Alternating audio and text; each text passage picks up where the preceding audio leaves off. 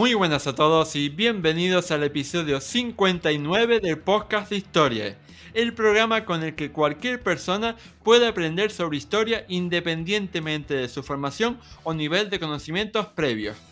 Soy Óscar Hernández, historiador y divulgador histórico. Me puedes leer en mi web Historia y puedes seguirme y contactar conmigo en mis perfiles en Facebook, Twitter, Instagram y TikTok.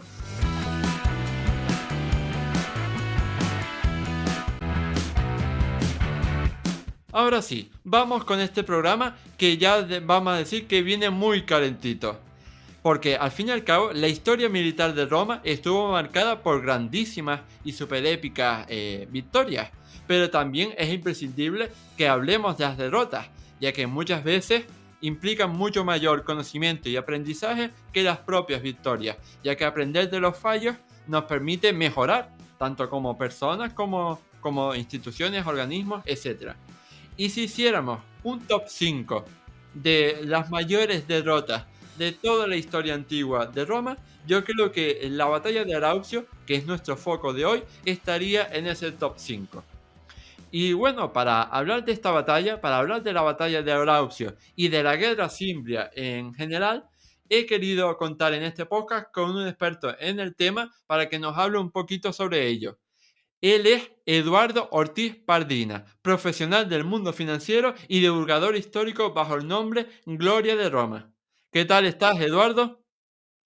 Hombre, Óscar, pues encantado de estar aquí en tu canal, un honor, un placer y con ganas de romanizar junto a ti.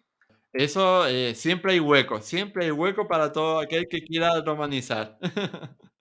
Para la gente que no tenga el placer de conocerte todavía, cuéntanos un poco sobre ti, háblanos acerca de tu proyecto de divulgación histórica.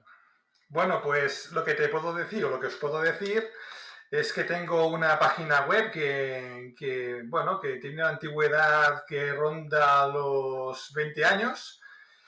Es sobre roma.com, que es una página que he llegado a publicar de trilingüe. Me llevó años de trabajo, de oscuro trabajo.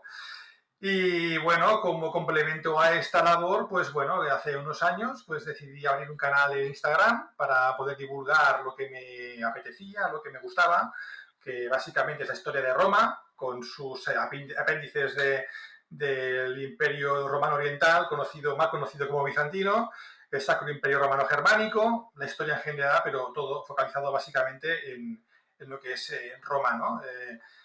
Desde el inicio con las leyendas de Rómulo y Remo hasta su caída, y también un poquito, también me extiendo sobre las épocas de Justiniano, que para mí es el último gran emperador romano. Y bueno, aparte de esto, también tengo mi espacio humilde en Facebook y en YouTube.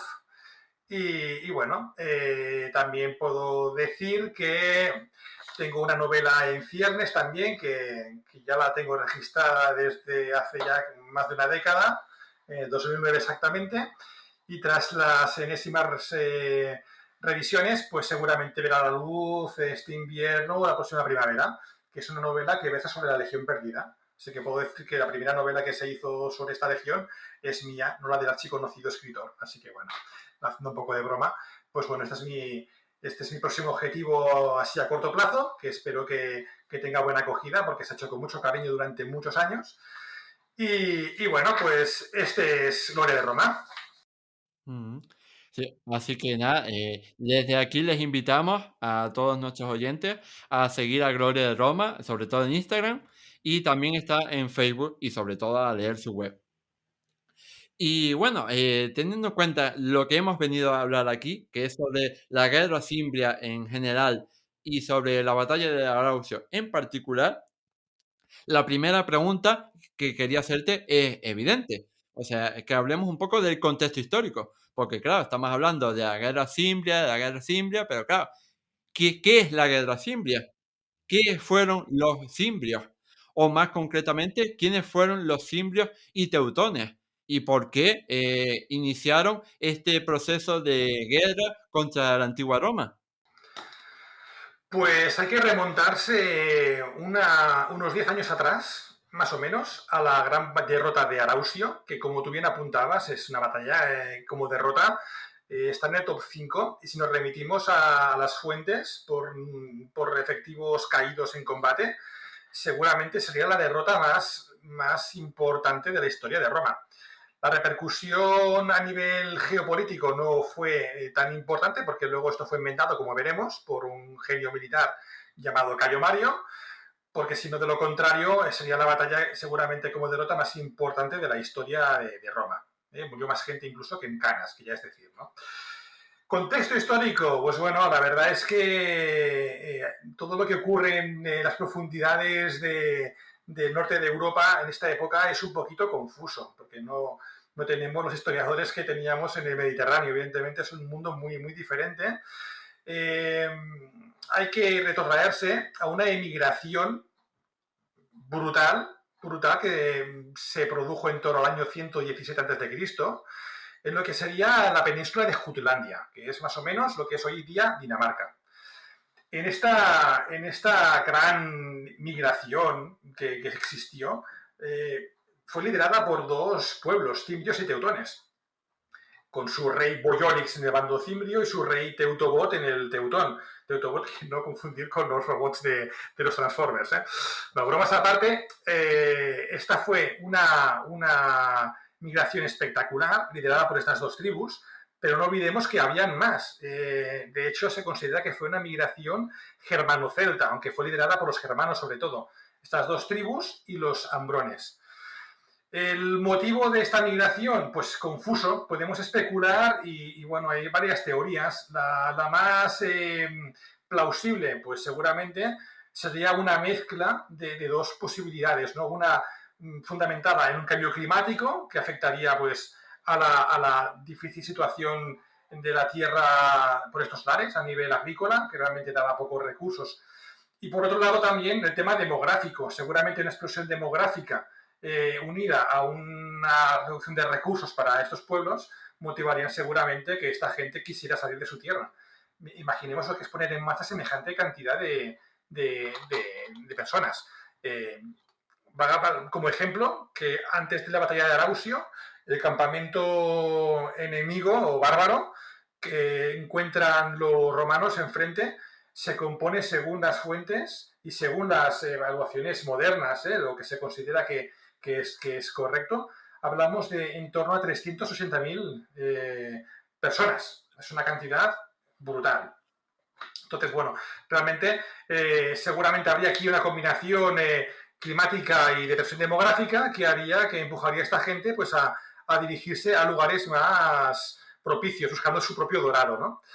Y también un tema que también se comenta poco, que para mí es muy importante, es un tema cultural. Que no olvidemos que los germanos tienen en el Ver Sacrum, que es un aspecto de su cultura, tienen ahí algo muy fuerte que les empuja a buscar la gloria militar con las armas y no volver a casa hasta que no la consigan. Así que bueno, si juntamos que esta gente le va la marcha y juntamos que tienen problemas en su territorio, pues tenemos todos los ingredientes básicos para que se produzca una gran migración. Y que recordemos, no fue la única. Durante toda la historia del Imperio Romano y posterior también se produjeron grandes migraciones. No olvidemos, por ejemplo, la de los godos, que tuvo también una importancia y un volumen comparable a esta migración de la Guerra Cimbria, Óscar. Sí, está claro que, como siempre digo, la historia nunca es un fenómeno de blancos y negros, siempre es un fenómeno de grises, ¿no? De una escala muy grande de grises y muy compleja, o sea, nunca es unos buenos contra unos malos, siempre, pues eso, hay muchos matices que hay que estudiar. Y respecto a esto, a los cimbrios y teutones, tenemos en cuenta que el primer contacto que tuvieron con los romanos en su migración hacia el sur, hacia el Mediterráneo, fue en torno al reino de Nórico en el 113 a.C. ¿Cómo fue este primer contacto? Pues esta migración se fueron dirigiendo un poco en diagonal hacia lo que es la zona más o menos de los Balcanes, ¿no? En su camino ya tuvieron los migrantes, tuvieron ya choques con los boyos que están en la actual Bohemia, Esta tribu también es gala, si no me equivoco, y con los escordicos, que esta tribu tiene una afiliación más confusa. Algunos dicen que son ilirios, otros tracios, otros galos, es difícil de saber. Este pueblo estaba en los Balcanes. Imagino que aquí no verían gran prosperidad para sus objetivos y giraron el camino y se dirigieron hacia el oeste, subiendo un poquito en paralelo a lo que sería la costa del mar Adriático. Y aquí se encuentran justamente en el reino aliado de Roma, el reino del Nórico, que es lo que se considera hoy en día como la gran llanura húngara, y aquí se produjo el primer combate importante con los romanos, porque aquí ya es cuando Roma dice, uy, aquí tenemos aquí un pueblo bárbaro gigantesco en masa, se está acercando a lo que es la bota de Italia, hay una amenaza seria, nuestros aliados no pueden contenerlos. Ahí es cuando el Senado envía un ejército, envía un cónsul y se produce el primer contacto bélico entre los migrantes cimbrios y teutones y los romanos. Te explico un poquito la batalla, tampoco hay mucho que decir, porque realmente no hay una gran información en las fuentes, pero sabemos que la batalla conocida como de Norella, en esta batalla participó el cónsul Cneo o Cneo Papirio Carbo o Carbón, según lo leamos en latino o en castellano, y bueno, pues este ejército que sale al encuentro de los extranjeros bárbaros que venían migrando, pues fue masacrado totalmente. De hecho, es curioso, pero se dice que estos germanos buscaban tierras para instalarse y pidieron realmente pues bueno, buscaban un pacto con Roma porque sabían de su poder y seguramente su fama de invencibilidad o de resistencia militar era conocida por la gente que les rodeaba y lo sabrían. Buscaron un pacto, pero esto fue denegado por los romanos y tramaron una emboscada en un desfiladero, una zona un poquito angosta, donde pretendían aprovechar su fuerza militar y reducir la ventaja numérica de los cimbrios y teutones. Se supone que algún guía filtraría la información al enemigo y lo que era una emboscada se convirtió, pues bueno, en una emboscada del enemigo y fue aniquilado, ¿no? Así que el primer contacto de Roma con los cimbrios y teutones no fue muy positivo, la verdad.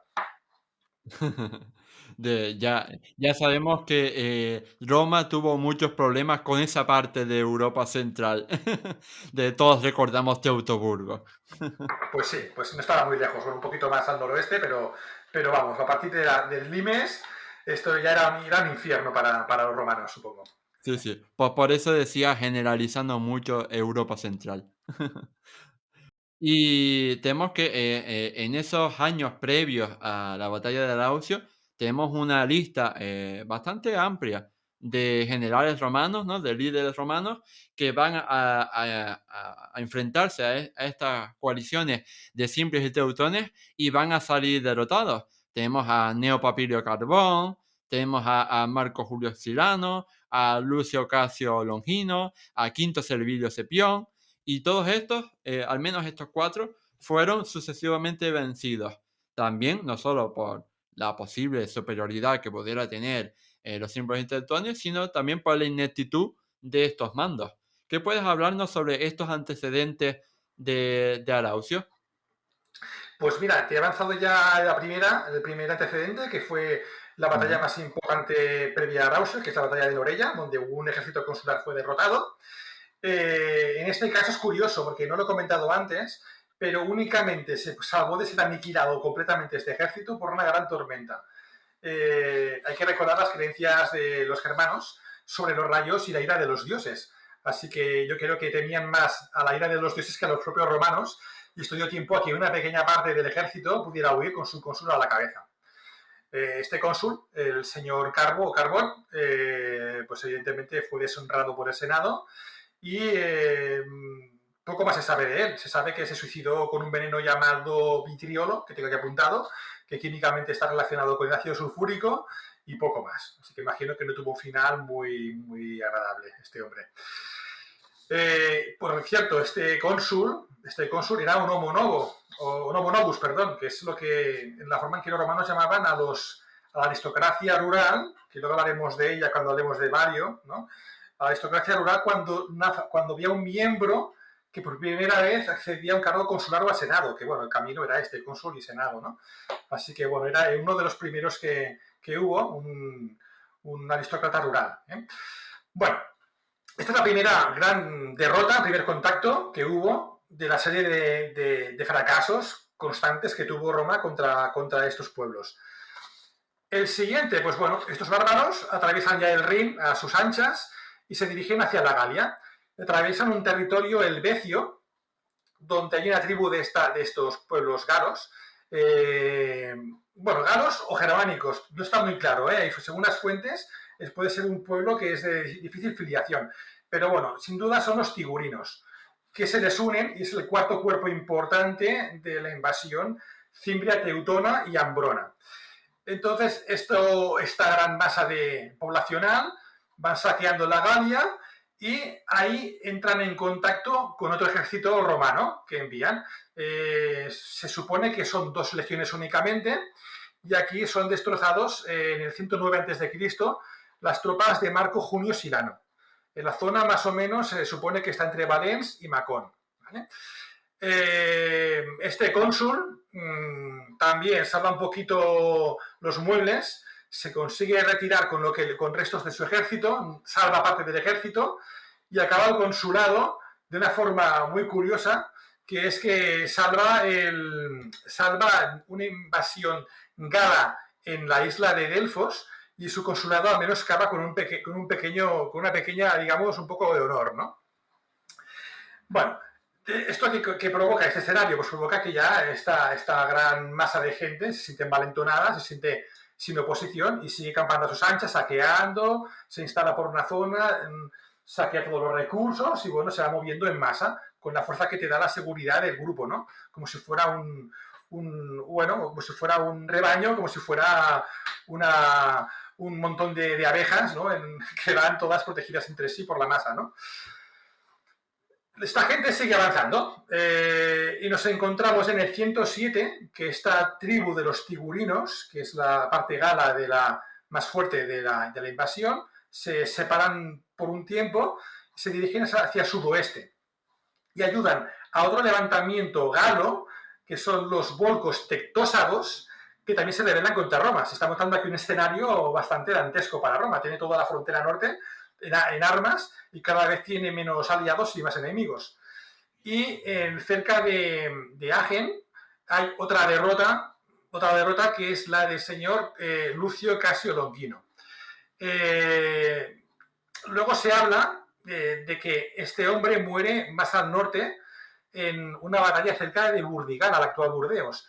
Así que esto me cuadra con lo que el gran Indro Montanelli dijo de que derrotaron hasta 3-4 ejércitos antes de Arausio. O sea que seguramente la cuarta batalla sería la de Burdigala, aunque como tal no he visto ninguna batalla documentada así, pero bueno, seguramente sería aquí.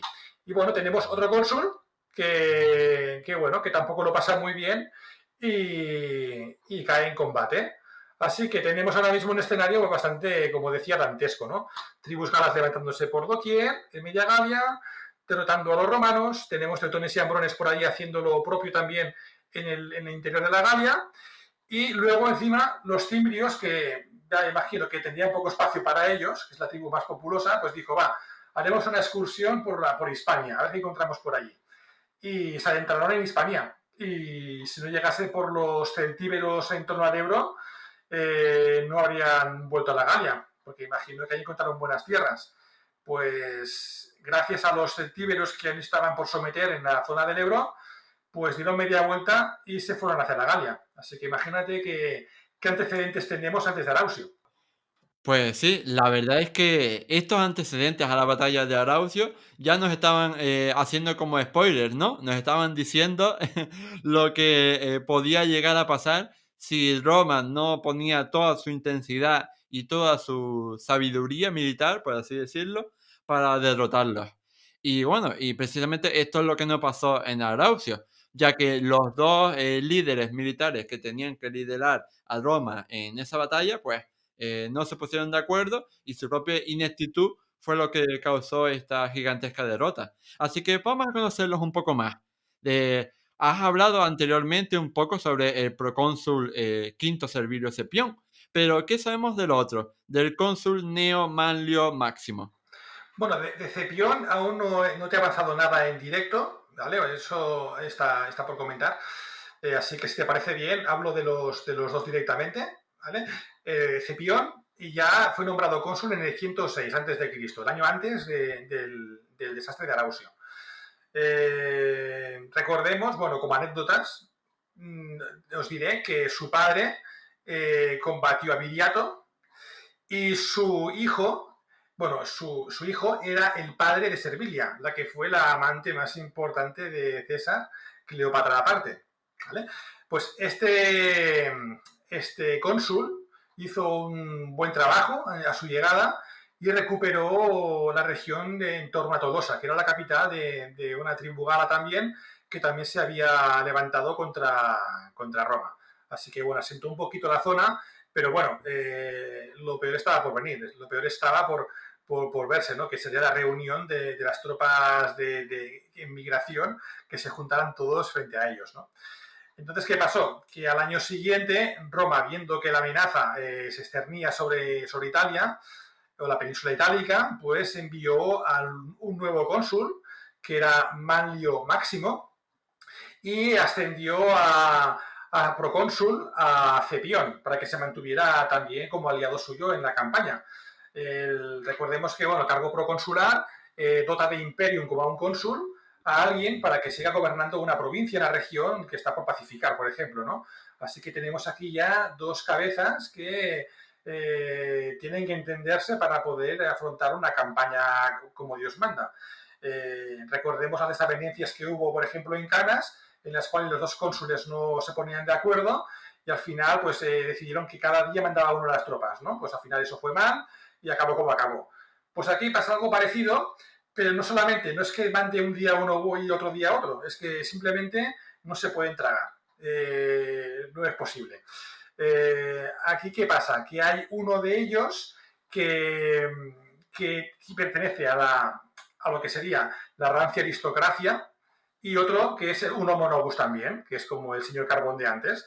Entonces, uno no aceptaba el mando del otro y el otro tampoco aceptaba la arrogancia del uno, con lo cual tenemos aquí las desavenencias bueno, que cuando se juntaron sus tropas en el campo de batalla dio sus resultados y fue una catástrofe en toda regla. De hecho, cuando se va juntando el enemigo, digámoslo así, lo que es toda la marea migratoria, Arausio, digamos que es una zona muy cercana a Marsella, está a una jornada más o menos de Marsella y por tanto del mar, ¿no?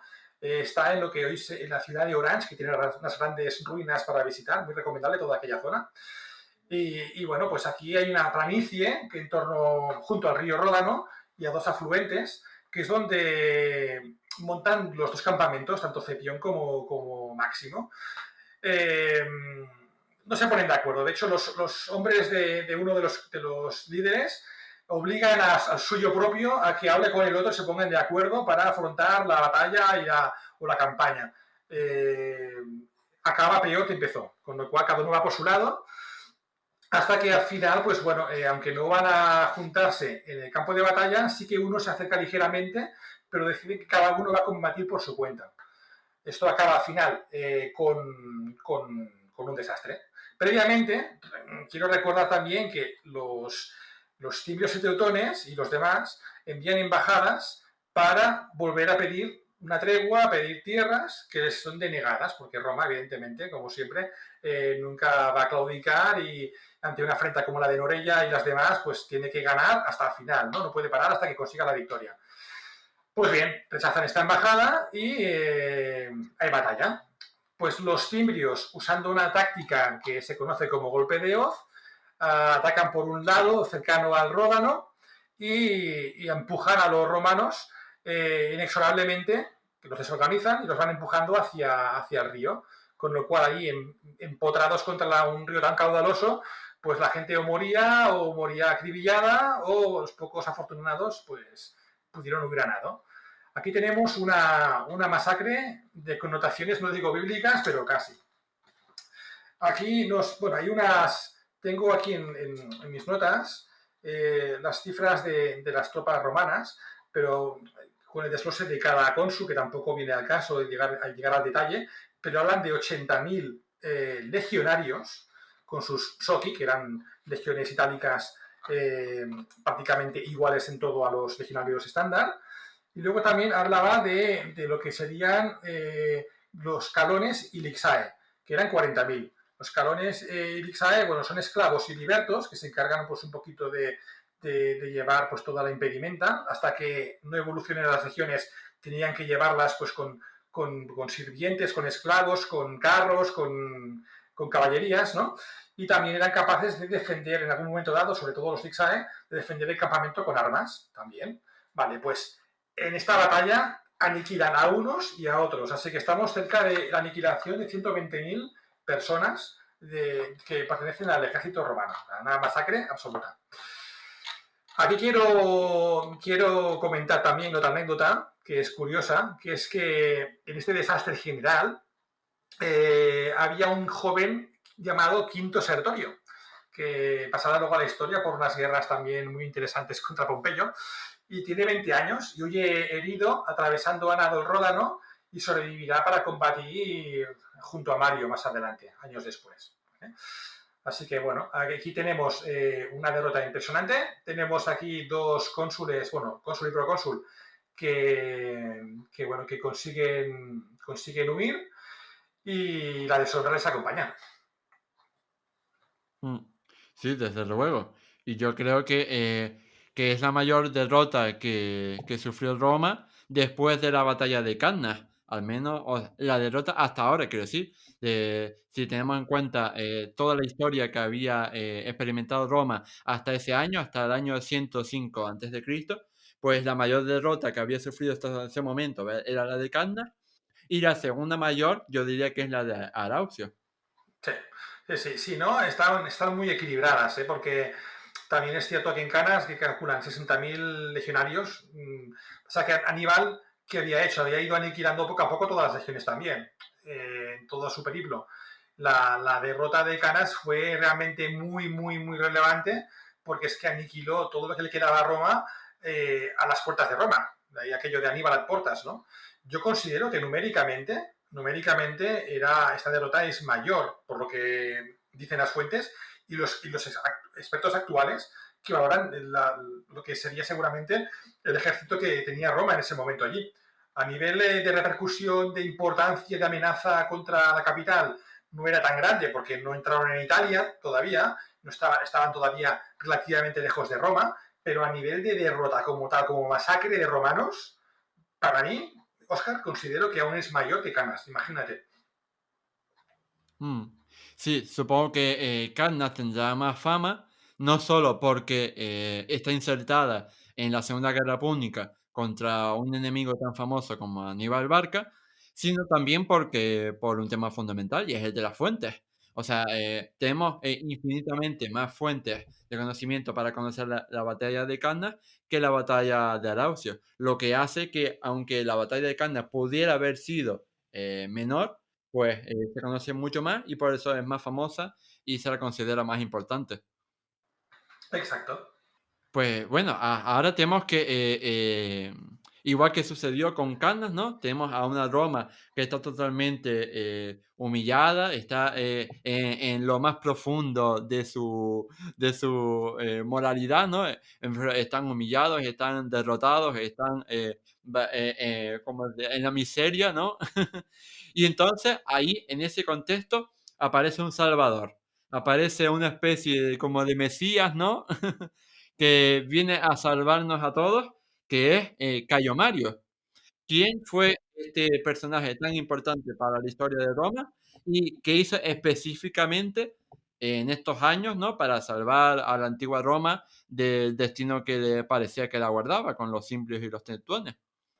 Pues mira, Cayo Mario para mí es a nivel militar, como político fue un poco más mediocre, hay que reconocerlo, pero lo que es a nivel militar es un titán. Para mí está en el podium, si no en el podium, muy cerca de los militares de la historia de Roma. Pues es un personaje de la antigua. Nació, pues, como Cicerón, en Italia, en un lugar llamado Arpino, que es un lugar, una villa que aún existe, que es pequeñita. Es un romano de provincias. Era un hijo de un bracero, agente del campo, que trabajaba por un jornal y se hizo soldado desde muy joven. Así que no es como antiguamente, que eran como Escipión y compañía, que eran generales, cónsules de Rancia Abolengo, ¿no? Era el ejemplo de soldado campesino o proletario, ¿no? que se conoció. Así que bueno, tenemos a este hombre que desde joven ya hace méritos de guerra en el sitio de Numancia, a servicio de Escipión Emiliano, de otro Escipión importante. Y que más tarde, también recordemos el parentesco, más tarde se casó con la tía de Julio César, con lo cual aquí ya vemos cómo va tejiendo también unos lazos de influencias también, aunque sea no sea de la familia de Julio César en aquel momento muy importante a nivel de influencias y económicamente, pero sé que ya lo emparentaba con el mundo patricio, ¿no? El Escipión Emiliano dijo de Mario que era la única persona que podría reemplazarle algún día en una reunión de jóvenes nobles. Así que imaginemos ya el prestigio que tenía este hombre desde joven y cómo ya era valorado por seguramente el general más importante de su tiempo, ¿no? Pues nada, este Cayo Mario destaca en combate, consigue que lo nombren tribuno por sus gestas, no por su posición, y consiguió, contra todo pronóstico, siendo teóricamente era posible que un plebeyo llegara a las magistraturas más importantes, era viable, pero en la práctica era muy complicado. Pero viendo cómo iba todo en Roma, que aparte de los cónsules enviados contra los timios y teutones, que lo hacían fatal, también teníamos el famoso escándalo de África, por el cual el rey Yugurta, el rey usurpador Yugurta, estaba sobornando a senadores y estaba quedando muy mal en la guerra contra los legítimos herederos, pues hizo que un hombre novus otra vez, un homo novus, fuera el hombre necesario para salvar a Roma. Primero, antes de este desastre de Arausio, se encargó de, con el apoyo de otro personaje muy interesante, subalterno suyo, un cuestor llamado Sila, consiguió ganar la guerra en África y celebró un gran triunfo con riquezas y tal en Roma. Cuando pasa lo de Arausio, ¿qué dicen los romanos? Estamos fatal, necesitamos un hombre como Mario para que nos saque las castañas del fuego. Y efectivamente, pues le nombran a Cayo Mario cónsul, perdón, y pues bueno, con parte de las tropas con las que derrotó a Yugurta en África, parte de las tropas que se han salvado de las catástrofes con los cimbrios y teutones, y con nuevas levas, pues bueno, el hombre se va con 5 aguerridas legiones al sur de la Galia. Calculemos que tenía bajo su mando unos 30.000 hombres únicamente, ¿eh? Así que nada, los somete a un severo entrenamiento, en algunas escaramuzas contra, bueno, no sé realmente contra quién lucharía, pero sí que las fuentes hablan de escaramuzas, pues imagino que contra restos de estas tribus levantadas, aisladas, pues tendría algún contacto bélico que fue muy bien para curtir a su soldadesca. Empieza a entrenarlas de una forma brutal, hasta el punto que son capaces de transportar casi 40 kilos de equipamiento a sus espaldas. Así que ya no tenemos aquí ni los vixae ni los esclavos llevando sus impedimentas y sus víveres. No, esto lo hacen ya los soldados que se van curtiendo, que el sudor ahorra sangre, ¿eh? Así que bueno, tenemos aquí por un lado el fortalecimiento físico de la tropa y por otro lado una innovación tremenda, que se ha hablado un poco de ella, que es que contrata a los doctores de los que son los maestros de los gladiadores, los contrata y los ponen en las tropas, en el ejército, para entrenarse cada día con una repetición individual frente al palus, y están interminables horas repitiendo la acción de esquivar, estoquear, esquivar, estoquear, con su scutum samnita, con su gladius hispaniensis. Al final van fortaleciéndose y convirtiéndose en máquinas de matar que trabajan ya de forma casi instintiva en cada momento, ¿no? La legión va mutando. Ya había probado la cohorte en Numancia como una prueba piloto, pero realmente no se había usado en Arausio ni más veces.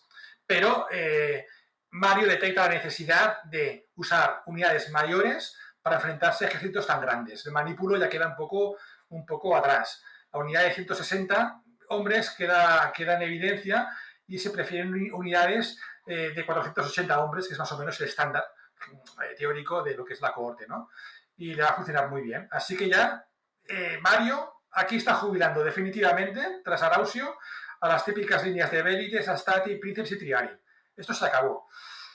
Su ejército se homogeneiza, también recluta a sus soldados, porque el ejército ya va a ser liderado por él, no por la república oligárquica que ya no puede pagar más soldados y darles la paga que les corresponde. Pues aquí para todos de forma similar, con su Gladius Hispaniensis, con su Scutum, como decía, Samnita, con una obra de arte de ingeniería que a nivel de jabalinas, que es el Pilum, que es brutal cómo funciona, que merecería un capítulo aparte.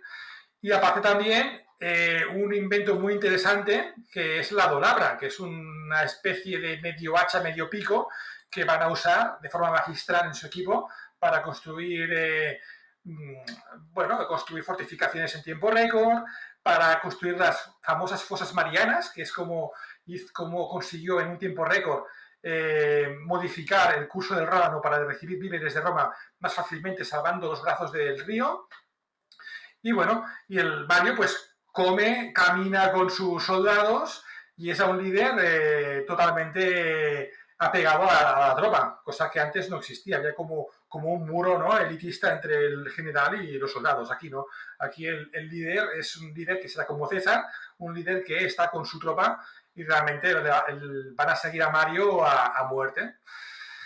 Así que nada, con este ejército, pues en Roma dominará durante siglos los campos de batalla. Ya tenemos aquí toda la forma de Mario y bueno, aquí tenemos ya el punto de partida para la gran venganza tras el desastre. Mm.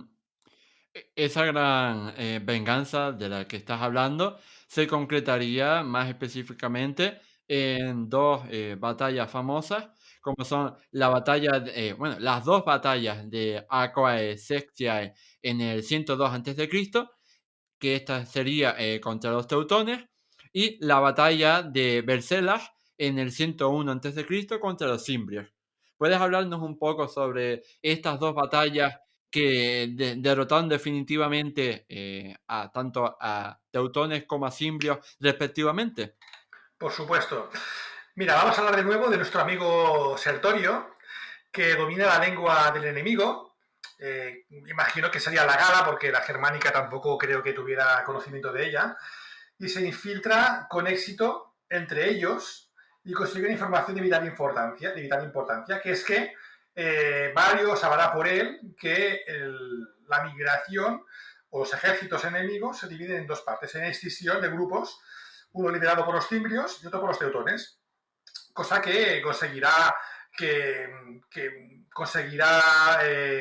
que sea laureado por sus servicios, que realmente son muy útiles para conseguir esta venganza. Entonces, ¿qué hace Cayo Mario? Pues bueno, espera al primer grupo que pasa por delante suyo en su campo que tiene atrincherado. Y también cerca, a menos de una jornada de Masalia y del mar, está ahí acampado en una llanura que es paso obligado para ir a Italia. Y imaginémonos la magnitud del enemigo, porque solamente la mitad de esta gente estuvo durante 6 días pasando por delante del campamento romano. 6 días en los cuales se iban provocando a los romanos. Se dice que decían si querían que llevaran algún mensaje para sus mujeres en Roma, ese tipo de mensajes provocadores, ¿no? Aquí ya estaban, realmente la amenaza que tanto había Roma temido se estaba produciendo, ya iban hacia Italia. Vale, pues cuando pasan todos los enemigos, después de estos 6 días, Mario arma sus tropas y va detrás de ellos 2 o 3 días en persecución. ¿Vale? Tiene sus 30.000 legionarios y también cuenta con infantería ligera, que no lo he comentado, también cuenta con infantería ligera y caballería pues de Liguria, de íberos y también galos, gente de la zona que también quieren venganza y también están en la órbita de Roma y su lucha natural es al lado de Roma en ese momento, ¿no? Vale. Pues cuando toman contacto hay una primera escaramuza con los ambrones, que es la otra tribu importante que iba con los cimbrios desde que salieron de Jutlandia, que contaban con unos efectivos en torno a 30.000, que es equiparable a los legionarios que tenía en ese momento Cayo Mario. Y hay una primera escaramuza muy tonta en la que bueno, hay gente de Mario que va a habituallarse a coger agua en el río cercano, pero por ahí están también estos ambrones que están bañándose en un lugar conocido como los baños de Sextio, de ahí el nombre de Aquae Sixtiae.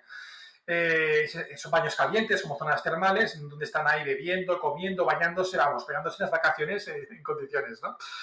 Total, que esto empieza a generar una pequeña escaramuza, se empiezan a liar lo típico, empieza la batalla a crecer un poco, el enfrentamiento, total, que los ambrones se arman, aunque estén borrachos, y se ponen en formación organizada, cosa curiosa porque teniendo en cuenta que son bárbaros más desorganizados que otros pueblos y van un poco velodos, pues bueno, consiguen mantener la formación bastante ordenada y van a atravesar el río que les separa, que es el río Arc.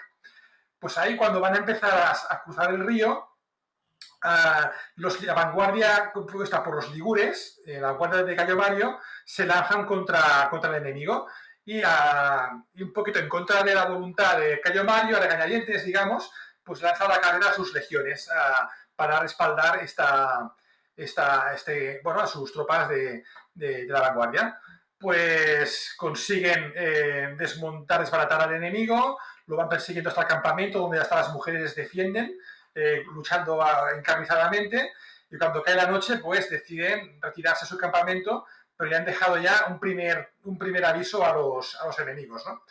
Tal es la ofensa que causan en este ejército de cimbrios y ambrones, que al día siguiente, al amanecer, cuando ya estaban las cohortes en su colina formadas como un ajedreceado perfecto, no han llegado a bajar a la llanura, que ya suben a la carrera todos los enemigos. Pues bueno, aquí ya ve la oportunidad Cayo Mario, ordena que se paren, empiezan a lanzar sus pilum, a formar sus líneas como han entrenado, a usar su conocimiento de parar con el escudo y pinchar y estoquear con el Gladius, y empiezan a acribillar al enemigo y avanzar, se van aplastando. Sus cáligas aguantan en bajada, sus cáligas que tienen son las claveteadas de hierro, aguantan mucho mejor que el calzado de los germanos, que van patinando y se produce una masacre que al final ya es una carnicería.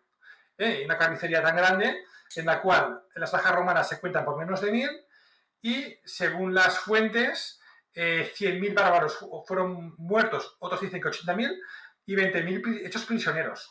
Así que imaginemos qué masacre, ¿no?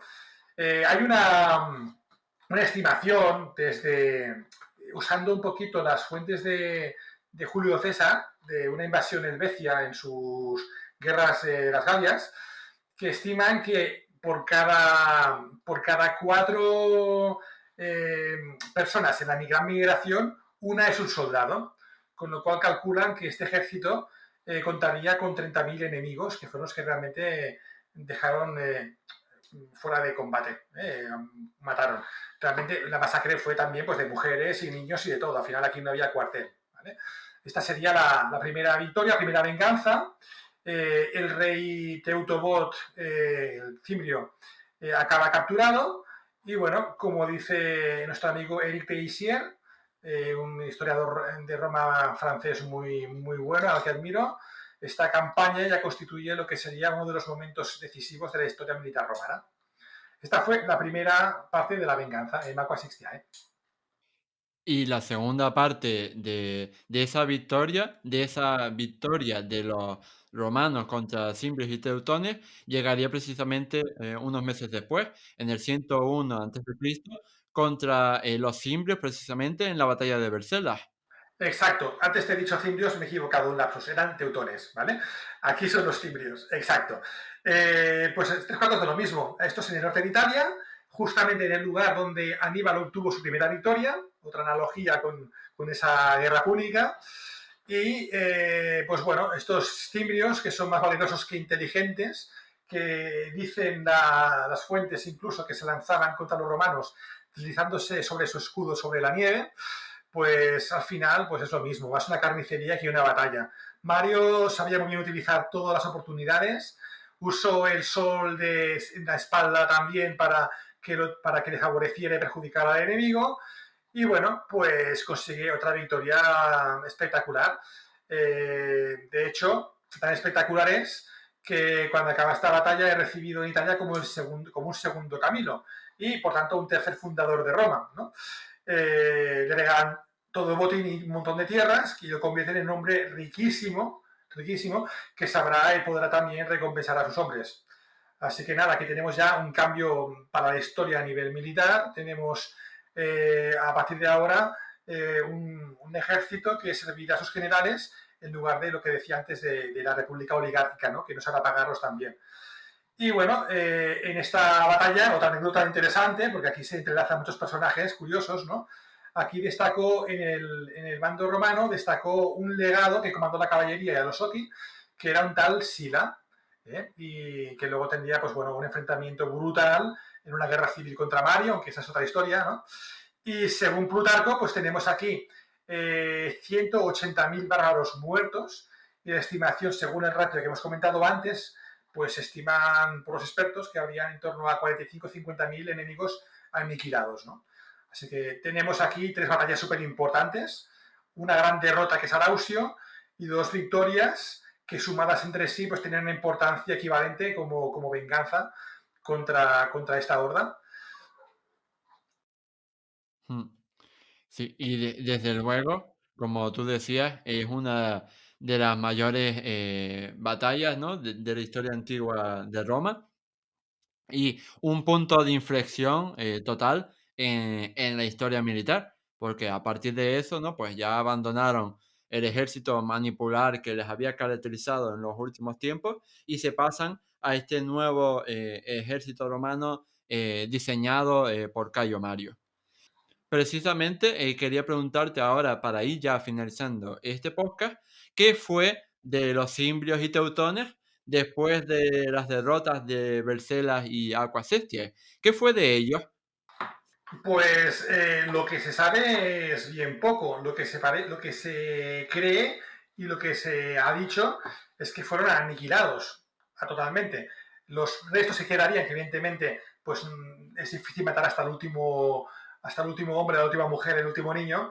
Se supone que los restos, pues nada, vagarían por allí, ¿no? Por la zona, asentados en la zona cercana a Arausio, pero ya serían grupos tan insignificantes que no suponían ninguna amenaza. Es que Mario era brutal, se había ocupado a conciencia de aniquilar. Fíjate que si hemos dicho que en Aqua Sixtiae los soldados aniquilados eran 30.000 y en Berceli o Bercelas eran 45 o 50.000,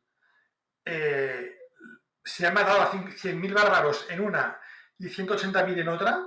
Es que se han cargado más de las 3/4 partes de la marea bárbara que amenazó a Roma, de las cuales quedarían prácticamente únicamente mujeres y niños, y poco más, y ancianos a lo mejor. Es que no quedaban ejércitos, así que no, salvo que no tengas algún dato más que yo, a mí lo que me consta es esto, que los dejaron bien aniquilados. Sí. Ahora mismo los cimbrios y teutones me dan un poquito de pena. A mí también, a mí Me también. dan un poquito de pena. Y más que nada porque ellos iban buscando tierras, básicamente. Ellos se enfrentan con otros pueblos porque están en su camino, pero ellos buscan su dorado. Es una aventura, hay que imaginarse en su contexto, que están allí metidos en esa zona de Jutlandia, por el motivo que sea, se ven obligados a salir de sus viviendas, de su pueblo, de su tierra, y irse a la aventura hacia el sur, a ver qué encuentran. Que algo habrían oído de algo que llegaría, de algún comerciante, de algún trampero de la época, que llegaría por ahí a hablar de lo que le habían hablado, de lo que le habían hablado a otro, y se fueron para el sur. Tú imagínate que qué odisea y por dónde fueron circulando. Por todo Centro Europa, por los Balcanes, por toda la Galia, por el norte de Hispania. Se meten hasta en Italia. Es una odisea. Al final, pues evidentemente, esta gente es aniquilada porque era una amenaza. Pero realmente, en más de una ocasión, cuando parlamentaron con Roma, lo que estaban buscando era la paz y tierras. cosa que Roma evidentemente no estaba dispuesta a dar, y menos si habían combatido contra aliados, ¿no?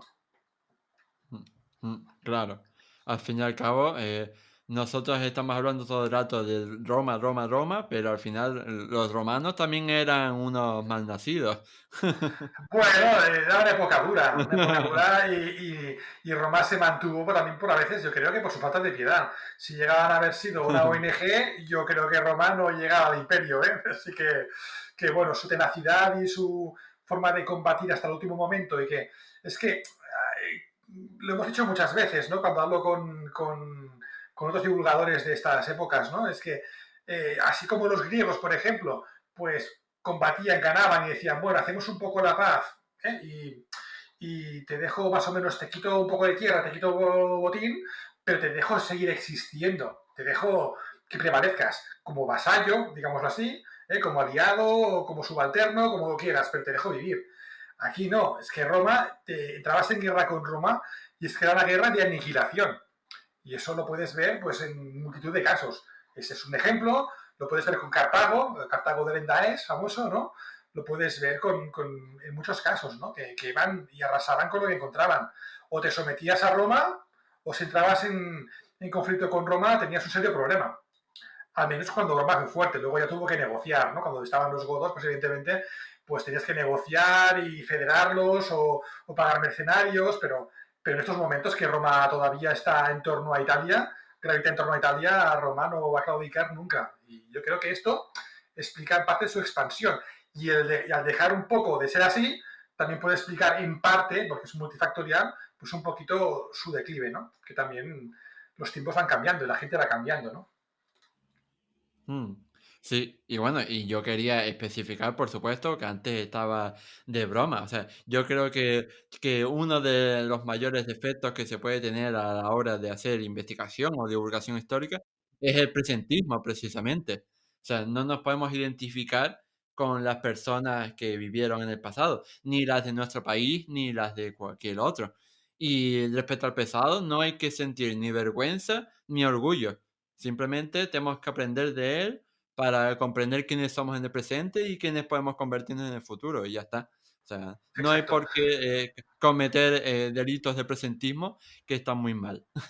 Hay que contextualizar siempre, ¿eh? Y, bueno, pues de las cosas buenas, pues sí que hay que tenerlas en cuenta y bueno, pues no digo que estemos sentir un orgullo exacerbado, pero bueno, es motivo de orgullo también un poco, pero evidentemente también lo malo hay que saberlo y hay que levantarlo y realmente, pues esto, hubo limpiezas étnicas. César, que es un ídolo militar para mí, en Bélgica se ha demostrado que hizo limpieza étnica, limpió un pueblo entero y no dejó títere con cabeza. Y pasa que en otra época, eran dos tiempos, otra forma de combatir, el enemigo enfrente no haría algo menos que eso, así que hay que entenderlo en el contexto, ¿no? Y evidentemente la historia está para aprender de los errores, porque si no estamos condenados a repetirla. Así que concuerdo mucho contigo, ¿no? Hay que contextualizar, yo creo que es la clave, ¿no? Para poder y mirarlo desde lejos, porque sí, nosotros somos herederos de Roma, yo en ese sentido me siento orgulloso de Roma, pero Roma cometió mucho acto vergonzante en su historia, hay que saberlo y eso es también, nos tiene que honrar, ¿no? El saber corregir lo que los ancestros hicieron en su momento. Pero hay que contextualizar, no es lo mismo un tiempo moderno de ahora que aquella época. La mentalidad y la sociedad en aquel momento era muy diferente, pero muy, muy diferente. Al igual que dentro de Roma era muy diferente. La Roma que empezaba a sacar la cabeza de la ciudad eterna, cuando estaba enfrentada con Belles, por ejemplo, que la Roma que está a lo mejor con el cristianismo viéndose acosada por los arados por todos lados. Es que la sociedad es otro mundo diferente. Es que cada momento va cambiando. No sé, Oscar, Mm, es muy interesante sí, también. Se podría hablar de esto in eternum, pero bueno. sí, sí, total. Yo creo que evidentemente esta debería ser la primera de nuestras colaboraciones y la primera de muchas. Espero que sea así. Yo me lo he pasado muy bien aquí en tu canal, romanizando, hablando de lo que me gusta, que es de Roma y sobre todo del aspecto militar, que es una cosa que, aunque yo soy muy pacifista, me atrae el estudio de lo que pasó en su momento y ver cómo evolucionaban las legiones romanas. Y realmente has elegido para invitarme un episodio fascinante, ¿no? Que es como el cambio de la legión republicana de la República Media a la legión de la Baja República y del Alto Imperio, que es la que realmente, la primera es la que conquistó y derrotó a los enemigos cercanos de Roma, pero esta es la que conquistó el mundo, ¿no? Por decirlo así. Esta legión que diseñó Mario, con todo lo que tenía alrededor, evidentemente cogió elementos que estaban en su entorno y su experiencia le hicieron ver que había que cambiar, ¿no? Pero esta legión en concreto, la que creó Mario, es la legión que conquistó el mundo. Así que increíble, increíble momento histórico. Mm, sí. Y bueno, llegados a este punto, tengo que decir que lamentablemente ahora que nos lo estábamos pasando tan bien, hemos llegado al final del programa, de esta entrevista. Y nada, yo solo quería agradecerte infinitamente a ti, Edu, por habernos hecho un hueco en tu agenda para hablar sobre algo que siempre nos apasiona tanto, como es la historia militar romana. Así que muchísimas gracias por haber estado aquí. Un placer, Oscar, y cuando quieras repetimos.